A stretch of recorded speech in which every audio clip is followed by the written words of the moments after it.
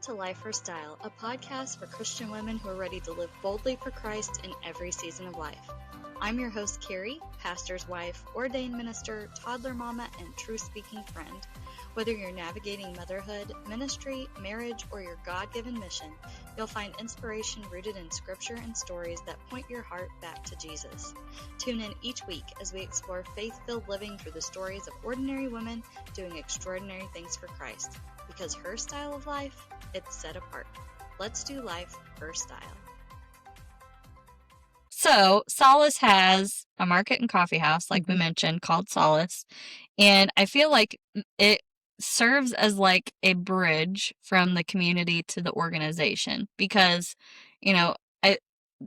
Sisters of Solace has been like in the news and all that stuff, but I don't think people like pay attention enough to kind of the things that are happening within the community from a positive standpoint. And Sisters of Solace is such a positively impacting organization. And so the coffee house, I feel like it just brings awareness to what Sisters of Solace is, what they do. I mean, obviously people come in here and they're great things to purchase. You've got candles that smell amazing. They're always going in my house. The coffee is fantastic. But what can a person expect when they walk into the market and coffee house? What do you hope that they get out of their first experience here? What we really want is for them to feel that hospitality and that love, for it to be a welcoming place for them to come. We know that oftentimes people really aren't coming here to buy a candle or because they need a cup of coffee. They're coming here because they need support. They just need to feel like they're in a safe place. And so there's so many times when things come out, or people are asking questions or asking just for prayer for us to come alongside them. And we love that. But on the other side of it too, I want them to see the potential. I want them to see that a woman who was on the streets, maybe not even 30 days ago, can come in and make beautiful products, that they have so much worth and value, and also to help share not maybe specifically their story, but the why behind why are women in this situation in our city. I think so often people have a judgment that is frequently wrong about how they got there and what has happened to them. And, I had a lady tell me one time she happened to be, she was prostituted in Kansas City for about 17 years. And she said, when I was first trafficked, I was 14 or 15 years old. And then I was a victim. But then when I turned 18, all of a sudden I'm a criminal. How is that? And I feel like being able to share how our community can come alongside what is happening, how we can impact that. I think that's really valuable. Yeah. And also having the ladies, one of our core values is restoring dignity. Well, what better way to do that than to come into a beautiful place to work every day, to make quality products, to be able to meet people, when they're also in need, to serve coffee, which is a lot of people's love language. Yeah. So, right? Mine in particular. Mine too. Yeah. So that's what we really want it to be. And I will say that the typical reaction when we finally have somebody come in who maybe we've been telling about the market or asking them to come and visit, they're just so surprised at how beautiful it is. The ladies have done an amazing job in this space. They merchandise everything. It just feels like home. It's aromatherapy and coffee every single day. It's lovely. Yeah. Really and lovely. we're here right now. Yes. Like this is one of the couches in the coffee shop, and I like the couches. You do like the couches. This is her favorite couch. How do you feel like this local business has helped the mission of Solace move forward, of Sisters of Solace?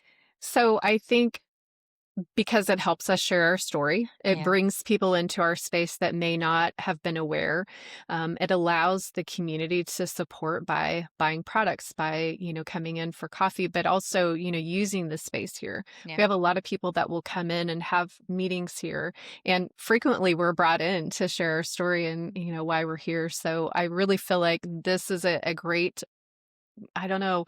point of contact for people where they can, just meet us. Yeah. So if you're in St. Joseph area, Solace is open Monday through Friday, 8 a.m. to 2 p.m. there are many different spots like within Solace. If you are a stay-at-home mom looking for a place to like land with her kids and have a cup of coffee, this is a great space for that. Maybe you're a homeschool mother that is looking for a change of environment to sit down and teach your kids. You may be a Bible study group that's looking for a place to land for a Bible study and you get coffee at the same time. Maybe you're just looking for a unique gift for somebody. This is a great place to find that. And you know that the money that you're spending here is going to the best cause in the community. Maybe you're a working professional looking to take somebody out for coffee to talk about business matters. This is a great place for that. It is like a remodeled house so that there are separate spaces within the coffee house. But I think that's what makes it so neat and unique. Like there is a larger space and then there are a couple of smaller spaces that people can congregate. And then when it's nice outside, there's a porch and it's covered. We've sat out there a couple of times even when it was raining, and it's a nice place to land when it's nice outside. So there's so many things to offer for people that, you know, maybe you don't know the whole mission of Sisters of Solace, but you just want a cup of coffee. I would say come get a cup of coffee and you walk away with a greater understanding of Sisters of Solace. Absolutely. And I do have to just comment on our coffee. The coffee is phenomenal. Yes. It is fantastic, but there's also a mission behind that. We use 7 Weeks Coffee, which is a pro-life coffee roaster, and they donate about 50% of their proceeds to pro-life operations, so pregnancy resource centers, and really just working alongside the same women that we are, protecting life.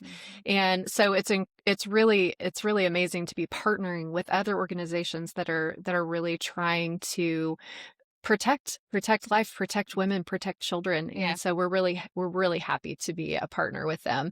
And again, the coffee's fantastic. Oh man. So it's so good. Okay, we don't say oh man. You know, you talked about having things sourced appropriately and knowing where, you know, the products are coming from, and knowing something like the coffee that you're serving has its own mission that goes right alongside what you're doing is so important. It is. And not only is it a mission in that respect, but it's also a mission to the coffee growers, to the people, you know, in small villages in Guatemala, Nicaragua, and, you know, other places where they're sourcing this. They know them personally. So they're checking in to make sure that they're getting a fair price, that the people that are working for them are also getting a living wage. So, and nobody is coerced into this. You know, it's really great to see that we're expanding not just pro-life movement here in our country, but really pro-life other places. And maybe not just for children, but for parents too, to make sure that they are able to get the basic needs that they need as well, and make a living on this. It's really pretty amazing to see how God weaves us all together, even people we don't even know in another country, that we can impact them directly. That's so cool. So, you know, we mentioned this earlier because besides your ministry to the local community, and I know that you are doing work far outside of Sisters of Solace because you do work with, you know, unhoused populations in the community. You're always looking after them and caring for them, which is such a necessity here. But besides that ministry to your local community, we mentioned your mother, your grandmother. What does your personal ministry to your family look like these days? What do you intentionally do to minister for your family? One thing is that I'm always there for them to listen. I really try to stay close. You know, we try to engage each other in our best moments and our worst moments, so that we can do life in a really full, robust, abundant way. Also, just being a sounding board for our daughter and son-in-law who are raising children, and we're like, you know, are we doing this right? So we want to be a safe place for our grandkids. We want to be a good witness to them on life in general, on ministry, on how we're treating other people, how, you know, God says for us to serve the least of these. We're showing them how that actually looks. And also, you know, what is it like to be in church and worship the Lord, or worship the Lord at home and praying together? It's really just trying to be that steady example for them, and a source of support And it's just the best thing. And that, this is something to think about for parents of young children out there, because we talk about how the days are long and the years are short. Mhm. And so you have this small space of time where your child needs you like 100% all the Yeah. time. And then you transition to they become grown adults, they move out on their own, they start their own families. They still need you. Yes, they It's do. just in a different way. Mhm. And so being able to be a present parent, even to your adult children, Mhm. is such a hugely important ministry. And I know that there is a portion of that where you miss those times where they're little and you miss like having those little baby snuggles Yes. and all that. And then your kids have kids And you get it and you all. get it again. And so it's just a good encouragement out Mhm. there to both parents of young kids that, hey, these days are actually pretty short in Mhm. the long span of things. And leaning into where you are now, Mhm. because one day you will miss it. I know we hear that sometimes, and it's like, well, when is that gonna be? Like, when am I gonna miss this? But then also, as a parent of an adult child, you're still needed, you're still Mhm. necessary. And to be able to feel out what areas are you needed in, and then Mhm. be present in those areas, that's Right. really going to open the door for a beautiful relationship with your adult kids, where they are now in their life. It is. It is beautiful. It's such a good season of life to be in. And, my husband and I, again, my best friend, love of my life, we purposed to live with no regrets with our kids, which meant that we were focusing everything on raising our kids, and everything surrounded that. What was best for them? What was going to help them the most to become, God fearing, good community members. And so we sacrificed some things for ourselves. And I'm so glad that we did, Yeah. because when they graduated from high school, everybody was crying and, oh my gosh, what are we going to do without our kids? And I'm like, I feel like we went to every event. Yeah. We went to every concert. We went to everything that they were participating in, every sporting event, everything from camp. We did all those things. So when they were going on to the next step, it was just it was a joy for us to Yeah. see them growing, and not a loss for us. And now you're right, when they come back and, they have their own children, and you get to see them in that phase of life, and you get to interact and parent and grandparent intentionally in that. It's really amazing. And we are doing the same thing, living with no regrets, which means, yes, we are going to be at every ball game. Yes, we are. If they want to spend the night, they're going to get to come and spend the night. We do not miss our Sunday dinners, because we really want to keep that for our family. That's our primary ministry to, our older babies. And so we want to make sure we're there for them, so they can, decompress their week and have prayer for what's coming next. So it's just the best stage of life. And I just really encourage everyone to embrace that. And it is hard when you're in the trenches and you've been up at night, and, you're trying to teach kids to be obedient, and, they're learning to have their own autonomy. It can be such a challenge, but really do your best to find every moment priceless, just enjoy their little isms, the little things that they say, and how they pronounce words, and just their growth in every aspect. Really take the time to soak that all in. Yeah. One of the podcasts that I had done last week, we talked about embracing the interruptions as parents. Oh, great job.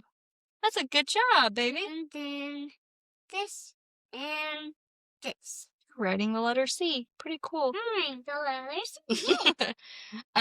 So the importance of embracing the interruptions as parents, and I feel like this is probably an important aspect of being a parent to adult children, is embracing the interruptions there too, because if they're calling you for help, it's like, I'm going to embrace this moment of they need me, and I'm going to show up.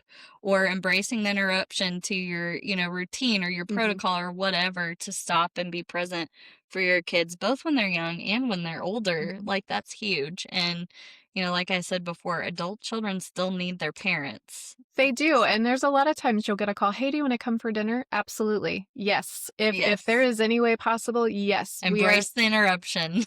We are embracing that. And we're always glad that we did. Yes, And sometimes they just want you to be around. You know, they just want your company. And sometimes there's heavy things going on and they just want that extra support. Yeah. You know, they just want to do life together. And Yeah. it's really nice to be able to be that for each other. Yeah. It's great when your kids are larger, when your kids are grown.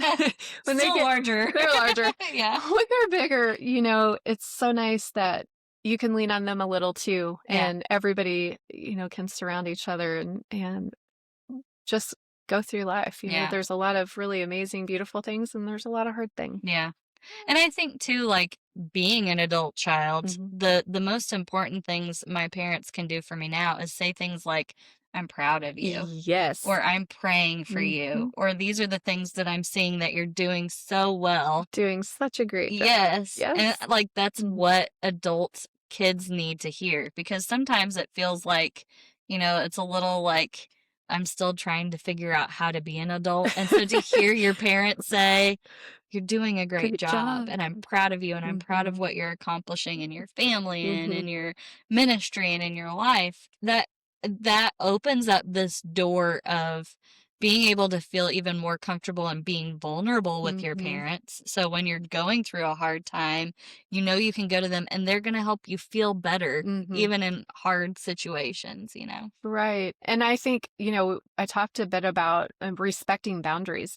I think even respecting your kids' boundaries is a way to affirm them and to help them to be confident in their role as, you know, as a spouse and a parent, because it shows them respect. You're respecting, and obviously, you know, if there were a disagreement or I felt like something was detrimental, you know, I would feel free to lovingly have that conversation. But for the most part, it's just stepping back and watch them do a great job, and just being able to, you know, if you don't want sugar, okay, then we're not going to do that. Now I will say that Papa, my husband, is a little naughty, and sometimes he does like to give a little too much sugar, but for the most part, you know, just showing them, hey, I really respect how you're doing this. I really respect how you're running your home, and so I'm gonna be right on board with whatever you're asking. I've seen his response to even my own daughter, and we're not even in your family, and I think he would just, here, you want it? Yes. Let me give it to you. Yes, he would. That's a great attribute though, because he wants to bless his kids. You do. That's true. That is true. Yes, Papa is the most fun. So, what is something you feel like God is teaching you currently in your life? There's so many things. So every year I love to plan out, you know, goals and what I really feel like God is calling us to for the year. So spend quite a bit of time, you know, before the beginning of the year looking at that. And almost always God really brings a word or a verse to mind. And so I see that those can be repeated in my life because I don't always get what God was trying to tell me. So last year was be still. And really that was spending the time, you know, to really focus on God and let him heal, you know, my heart and help me to grow and recover from a lot of the things that we're doing here, you know, in this work. It's that some days are hard. There are things that happen to people that are really heartbreaking. So that is still one thing that I feel like God is impressing upon me. The other thing is delegation. That is definitely the word for this year. And it's been really interesting to see how God has brought people into my life to really speak this, that, you know, you can't keep working at this pace that you are and continue to do things well. And also as a leader, as a servant leader, you're not necessarily helping the people that you're leading by doing everything. So delegating, letting people own that and trusting them to do that because God has other things for you to do. So I'm working hard on that. My board has been really great this year, which, you know, being on the board. So I'm delegating and really also delegating to the team. And it's really a joy to watch people grow, to take that and run with it. And I'm not going to feel bad about it. I'm not going to micromanage it. I'm just going to go on with the things that God has for me personally to do. It's a valuable lesson because when you're doing ministry and you're pouring out so much of yourself, you have to allow God to fill you back up again. And Yes. that's not possible if you can't sit still for a minute, and let him do that. And so Yes. such a valuable lesson. So people just becoming acquainted with Sisters of Solace through this platform, how can people help move the mission forward for Sisters of Solace? So lots of different ways. Share a story. Understand now the next time you see a woman on a street corner, you'll know a little bit of the why behind her story, and helping to impact regulations, laws in our community helps us to move forward. But aside from that, come in and experience. If you're local or if you're able to travel this way, come in and see what Solace Market and Coffee Shop is like. Also, financial support, prayer support. We are in a spiritual battle all the time. So prayer is vital to us. And, I've reached out a number of occasions when I have these massive spiritual things happening that you don't know really what to do with. And you just have to have your team praying. We don't qualify for a lot of government grants because we have the rules that, number one, we're very much a Christian organization. We know that true transformation comes from Jesus alone. Right. We can teach all the classes we want, but without the Lord, nothing's really going to change. Also, we do require the ladies to stay clean and sober. We have a 0 tolerance for relapse.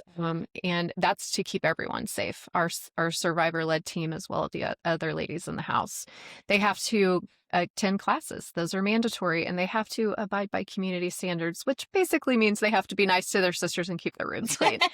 But because of those 3 things, we're precluded from most government funding. And that's okay, because honestly, the Lord provides, and we are still in existence, and so we rely on that. Just having faith in God to do that. And where can people connect with Solace online if maybe they don't live locally but they want to give? Where can they go? Yes, you can go to our website, and that is SOSSTJOE.org. So it's SOS, Sisters of Solace, stjoe.org. And we have a support button there. You can also sign up for volunteering.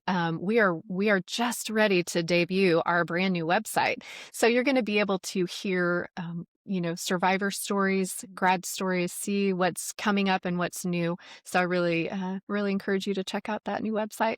Not today, because it's not up today, but maybe tomorrow. It may be up by the time this airs. So I will put that website in the show notes if you're interested in finding out a little bit more about Sisters of Solace, if you're interested in giving, and obviously if you're in the local area, make sure you stop by and check out the coffee house and market. So to wrap this up, I'm going to ask you my every episode question. You meet a friend for coffee, probably here. Yes. What is your order? Well, keep in mind that my favorite can change a lot because I can come down every single day and get a coffee. So right now, today, my favorite is a caramel latte with oat milk. Okay. Everything's with oat milk. And I'm really loving that. But it's, 2 weeks ago, it was creme brulee. During the holiday season, it was peppermint bark. We're going to do some new Valentine specials. So next week it'll be something different. Oh, yeah. But coffee and oat milk and sugar, lovely. Yeah, I did. So the first time I was here, I did my normal mocha and fell in love. And I've graduated now to an iced latte with oat milk and toasted marshmallow. It is so good. Yes. So definitely recommend. And our little girl, she likes to have iced milk in a paper cup, mind you. Yeah, I used to get one in a plastic cup. She did it in a plastic cup for a while. Thank you so much for agreeing to be on the podcast. And again, if you guys want to connect with Sisters of Solace, check out the show notes. And until next time, see you later. Thanks so much for tuning in to LifeHerStyle. If today's episode encouraged you, share it with a friend, leave a review, and don't forget to subscribe so you never miss an episode. Want to keep the conversation going? Come hang out with me on Instagram at LifeHerStyle. I'd love to connect with you there. And for deeper devotionals, resources, and encouragement straight to your inbox, join the LifeHerStyle community on Substack at lifeherstyle.substack.com. Until next time, remember, your life, your walk, your style. Do it all for the glory of God.